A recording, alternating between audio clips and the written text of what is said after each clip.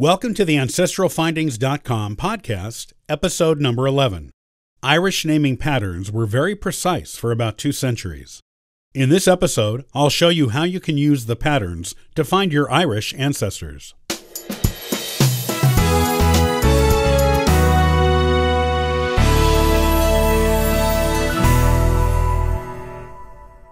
Naming patterns are often important in genealogy research.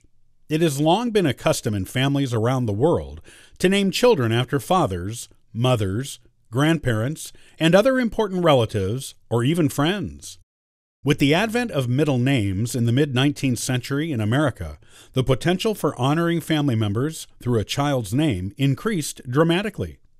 Middle names often become a vehicle for the preservation of a mother's maiden name or the name of a prominent ancestor in that family. Names are very useful in tracking down lineages when little or no paper trail exists. The thing about names is that they can give you clues as to a person's lineage, but they still need to be backed up by other sources in order to prove your guesses. With Irish names, it is somewhat different. The Irish used a very particular naming pattern for children for about 2 centuries, beginning in the late 1700s and going through the early to mid-1900s. While not all Irish families followed the pattern, or followed it exactly, enough of them did that you can use first names with relative certainty to learn more about an Irish ancestor's unknown lineage.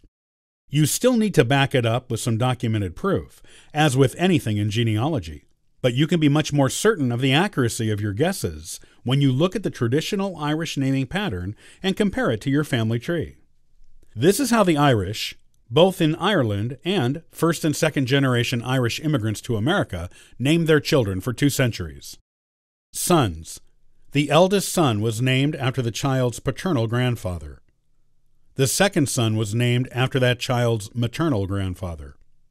The third son was named after the father. The fourth son was named after the child's eldest paternal uncle. Subsequent sons were named after other paternal uncles in order of the age of the uncles. Daughters. The eldest daughter was named after the child's maternal grandmother.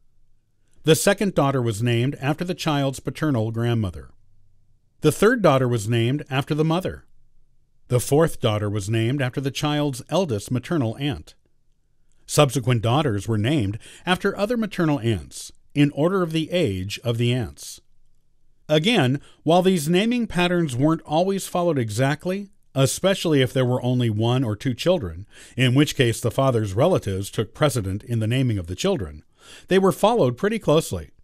If you have an Irish immigrant ancestor, for example, and do not know anything of their parentage, you can use this naming pattern to get ideas of what to look for in your search. If you have established whole Irish families in your family tree, look at the naming patterns.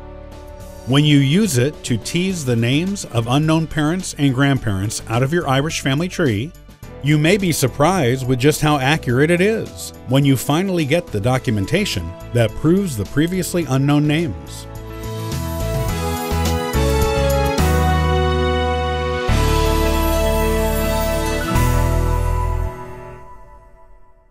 Cemetery research is an important part of genealogy research. The two go hand in hand. Next time on the ancestralfindings.com podcast, I'll talk on how to get started with it and what it can help you discover about your ancestors.